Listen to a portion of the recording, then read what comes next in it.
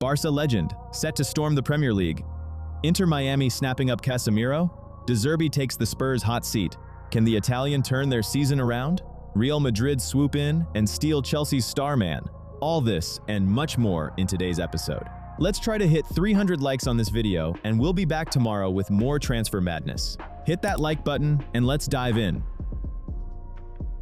A club that lifted the Europa League trophy just 9 months ago is now looking down the table and seeing the championship staring back. 1 point separates Tottenham from the relegation zone. And this isn't some nightmare haunting a fan on N17. This is the actual Premier League table in April. 2 managers gone in 1 season. First, Thomas Frank left in February, and then Igor Tudor followed him out the door, a man who was seemingly brought in as a firefighter and who failed to win a single match in 5 attempts. The Croatian, with all due respect to his tactical reputation, always looked like a temporary patch on fabric that was already tearing apart. And predictably enough, the fabric kept on tearing. Now Spurs are in talks with Roberto De Zerbi. According to Sky Sports, there's a 5-year contract on the table. A club that could be in the championship within a month is offering their next manager a 5-year deal. And on one hand, the logic makes sense. The club is tired of the managerial merry-go-round and wants to send a message. We're building a project, not plugging holes. A long-term contract is a signal to De Zerbi himself, to the transfer market, and to the dressing room. It says, this man is here for the long haul, so get on board. On the other hand though, a 5-year deal for a manager who hasn't taken charge of a single match with these players yet, a club that's been changing gaffers like they change socks, suddenly promising stability for 5 years ahead, isn't that a bit too generous in advance? De Zerbi, by the way, originally planned to wait until the summer. After leaving Marseille, he wanted to take a breath, look around, and pick the right opportunity from scratch, with a proper preseason, a transfer window, and enough time to install his ideas. But something changed his mind. Maybe it was the scale of the offer, maybe it was the challenge itself, or maybe the prospect of becoming the 3rd highest paid manager in the league was persuasive enough on its own. And still, the question remains. De Zerbi is a manager who builds. His teams play complex, structured football with a clear system in every phase of the game. That takes time. It takes drilling principles into players. It takes hours and hours of work on the training pitch. And right now, he doesn't really have that luxury. He's got a handful of matches and a task that's about as far from his usual style of work as you can get, which is survival. Not building, not developing, not experimenting with a false 9. Survival. Just scrape points however you can. So why would he take it? Well, probably for the same reason a surgeon takes on an emergency operation instead of a scheduled one. The risk is higher, but the significance of the result is on a completely different level. Pulling Tottenham off the bottom, and then rebuilding the club and his image from the position of a savior, that's a far more powerful starting point than rocking up in the summer to a mid-table side where everything's already laid out for you. But there's a flip side to that as well. If he doesn't pull it off, that 5-year contract turns into a 5-year monument to a hasty decision. And the fans who are currently dreaming of a system-driven manager with a philosophy, in 2 months' time in the championship, they'll be dreaming of someone far simpler, just anyone who can grind out results. The club, according to sources, is hoping to get the deal wrapped up before the players return from the international break. The urgency makes sense. Every day without a manager is another day when the dressing room stews in its own chaos. If I were in De Zerbi's shoes, I'd probably say yes. But if I were in De Zerbi's shoes, I'd also read the termination clause in that contract very, very carefully. At Tottenham lately, that's been the most well-thumbed section of any employment agreement. Real Madrid's summer rebuild is getting more detailed by the day, and this is starting to smell like far more than a cosmetic touch-up. According to Mundo Deportivo, a name has appeared on the Madrid scouting list that could reshuffle the entire midfield deck: Enzo Fernandez. Right now, in the middle of the park, you've got a kind of fragile stability. Camavinga and Tchouaméni are still talents judged on their potential, not on what they're delivering today. Arda Güler is more of a project file than a working tool at this stage.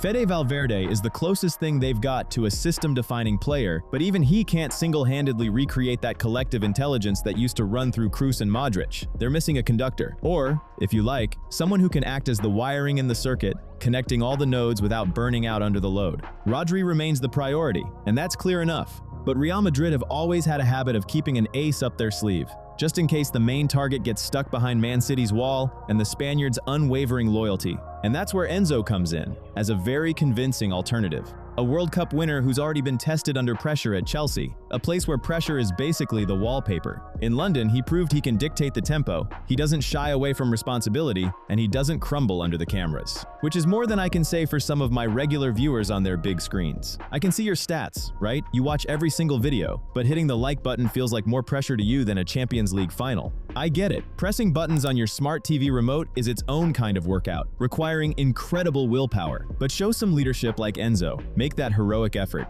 and hit the thumbs up. Don't be like Chelsea's defense. Don't make me stare at gaps in my engagement stats. The question isn't about talent. The question is how much longer that talent will stick around at a club where systemic chaos has long become part of the brand. His contract is a long one, and Chelsea had no plans to sell, not until now. But there are murmurs that the player himself wouldn't mind a change of scenery. For Madrid, that's like the scent of blood. They know how to bide their time, but the moment they spot a crack in the door, they kick the whole thing open. Here's where it gets complicated though. Enzo is described as a player with character and a born leader. Real Madrid have historically elevated exactly that type to iconic status. Emotional intensity, a hunger for results, the willingness to grab the game by the scruff of the neck, it all sounds like the perfect mold for the Madrid architecture. But that cuts both ways. Reports mention phrases like explosive temperament and inflated ego. In a dressing room that already has Vinicius, Mbappe, and Bellingham, do you really want to throw in yet another pole of tension? That's not a tactical question anymore, that's a chemistry question. And the comparison floating around in the Spanish press sounds almost provocative. Enzo could become the next Valverde, meaning that same relentless energy multiplied by technical assurance and leadership instincts. Two of those types on the pitch at the same time, that's already an overload of resources for any opponent to handle. But there's the price tag. For 100 million euros, you're not just buying a footballer, you're buying a statement. A status-level decision, after which you can no longer say, we're still building. You have to demand results straight away. And this is where the story swings back towards Chelsea.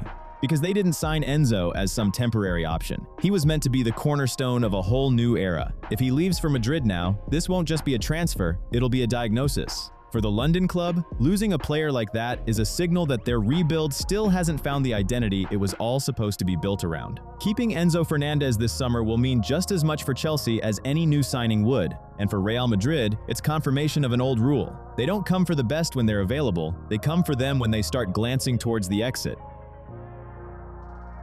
Robert Lewandowski's future is one of the biggest talking points at Barcelona right now. And the situation is far more nuanced than your typical veteran winding down his final deal. The Pole's contract is running out, but the club aren't shutting the door beyond this summer. Laporta has made it clear, more than once, that he'd like to keep him for another year. And it makes sense, right? Lewandowski arrived when Barca were picking up the pieces. He didn't walk away from the challenge, and he still delivers at a serious level, even if his minutes are being managed more carefully now than before. The thing is though, gratitude in football is rarely measured in applause. It's usually measured in the numbers on a wage slip. According to Sport ES, the board are preparing a new one-year deal with a lower base salary and more bonuses. So the structure is completely transparent. Less guaranteed money, more payouts tied to goals and appearances. Lewandowski currently earns upwards of 400,000 euros a week. And for this version of Barca, that's not just a salary, that's its own separate line in the budget. Has the club suddenly stopped valuing the man? No, the club just don't want to keep paying for past achievements like it's an open-ended subscription to the starting 11. The Pole needs a proper conversation with Flick. Whether he's still going to be a key part of the plans going forward, or whether they're quietly going to offer him some nice role as elder statesman of the dressing room, with cameos handed out on a schedule. And the issue isn't purely financial either. Lewandowski has offers lined up that give him exactly what every aging striker craves. Not compliments, but commitment. Some clubs are willing to offer 2 seasons, some have better terms, and some are giving him both at once. There's interest from Italy, Juventus, and Milan. There are very generous options from Turkey, and in MLS, Chicago Fire have been particularly active. The Saudi route, it seems, the player himself has already ruled out. And what are Barca actually offering? 1 year, no extension clause, and a potential cut to his base wage of nearly half, with the promise that he'll make up the rest through bonuses. Is it a decent package? It is, yes. Is it the best one on the market? Not even close. And it all comes down to status. Lewandowski can see perfectly well that there's a debate raging inside the club about his future. He hears the criticism, he knows he's been playing less, and he doesn't want to make a decision in the fog. Barca are planning to deliver a simple message. We're counting on you. But at the same time, we're searching for a new first choice number 9, a different profile, with different qualities. The translation from football speak into plain English here is dead simple. A place in the side no longer comes attached to the name automatically. There'll be game time, there'll be respect, but there's no longer a guaranteed spot. So what will Lewandowski choose? The money, the status, or one more season in a setup he already knows? The answer, it seems, won't come from Laporta or the accountants. It'll come from Flick. If the manager says it clearly, we need you and you'll matter, then a renewal is very much on. But if that conversation turns out vague, the Pole is unlikely to hang around, waiting for politeness to quietly replace trust. Casemiro and Manchester United are officially going their separate ways. The club shelled out £70 million for the Brazilian back in 2022, and now they're simply waiting for the summer to quietly write off that asset. United have already confirmed the midfielder will leave when his contract expires. Yes, there were some half-hearted attempts in the press to float rumors about a new deal, but the United hierarchy instantly distanced themselves from any notion of keeping the player. No more charity is on the cards. This season has brutally exposed the reality that the intensity and reliability they paid top money for when he moved from Spain has just evaporated. The Brazilian has been absolutely hammered by criticism, and it's become crystal clear that trying to salvage this partnership is pointless. Naturally, a free agent with a trophy cabinet like his was always going to have a stack of contract offers landing on his desk. Saudi Arabia are ready to shower him with cash. European clubs are dangling a veteran's role, but according to Fabrizio Romano, the main trajectory has suddenly swung across the Atlantic. Inter Miami have entered the race in full force. The club's representatives have already sat down with the players' camp, and they've even sent over a first official offer. And this raises a perfectly fair question. Why would an American franchise want a player in crisis from a struggling Manchester side? The answer lies in strategy. For Miami, this isn't just about signing a footballer, it's an aggressive brand expansion. The club's hierarchy want to cement their status as the premier side in MLS, off the back of their recent success. Adding a seasoned Brazilian to a dressing room where Lionel Messi and Luis Suarez already sit? That's a direct route to guaranteed sellouts right across America. The entire operation is built on marquee names, and Casemiro fits that business model perfectly.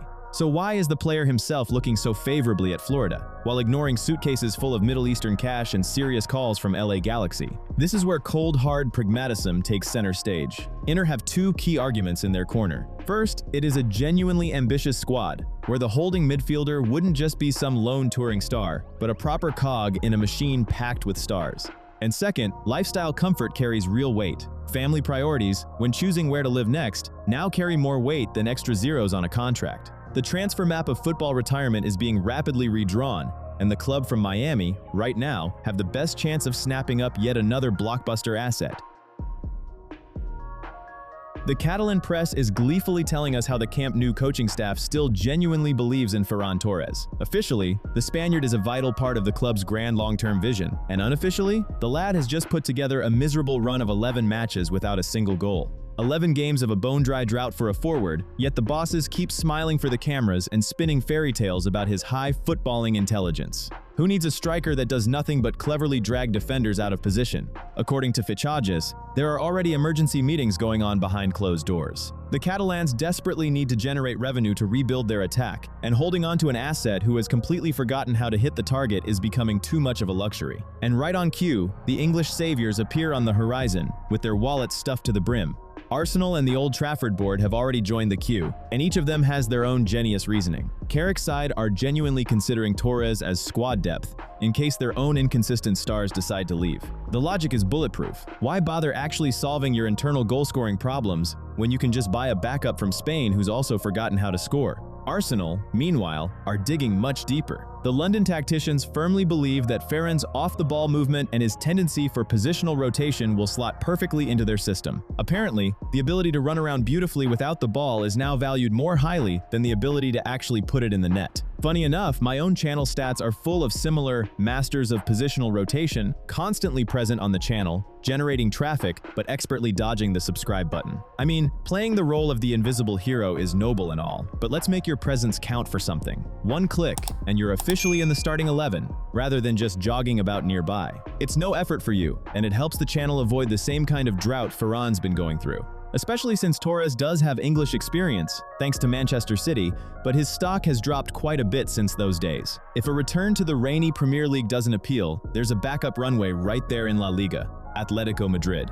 Diego Simeone has always loved grafters who are willing to wear their knees out in sliding tackles, even if they can't hit the target while they're at it. Torres' profile suits the Madrid side well enough. But then classic sporting bureaucracy kicks in. Atletico don't have spare bags of euros lying around, so they'll almost certainly try to shove some convoluted swap deals onto the Blaugrana.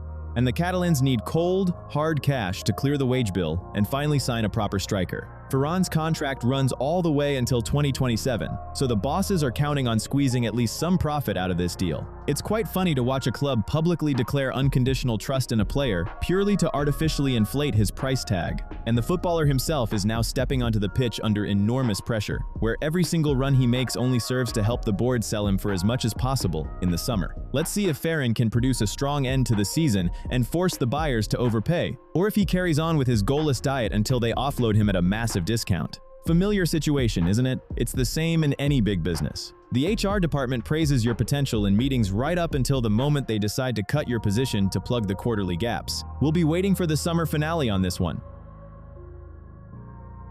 The moment a Premier League club starts sinking, the big boys circle round with their checkbooks out. Wolves have all but sealed their ticket to the championship, and according to Caught Offside, their prized asset JOAO GOMES is getting ready to be the first one to jump ship. Wolves officials are pretending they've got everything under control, but who exactly are they trying to fool? The top clubs know full well how this game works. Dropping out of the top flight automatically triggers a full-blown fire sale, and the asking price for the 25-year-old Brazilian has already crashed from 60 million euros down to a much more comfortable 45. Gomes will, of course, suddenly remember his lofty sporting ambitions and start aggressively demanding a move away from Milano. Nobody wants to be slogging through the mud in the second tier when fat contracts from the big clubs are dangling right in front of you. Old Trafford and Liverpool have been sniffing around this one for a while now. The Red Devils, for their part, are openly keeping Gomes as a convenient fallback option. They're only willing to write the check if talks for their priority targets fall through. The queue for this cut-price midfielder is getting properly packed. Emissaries from Napoli, Chelsea, and Newcastle are already jostling in the waiting room,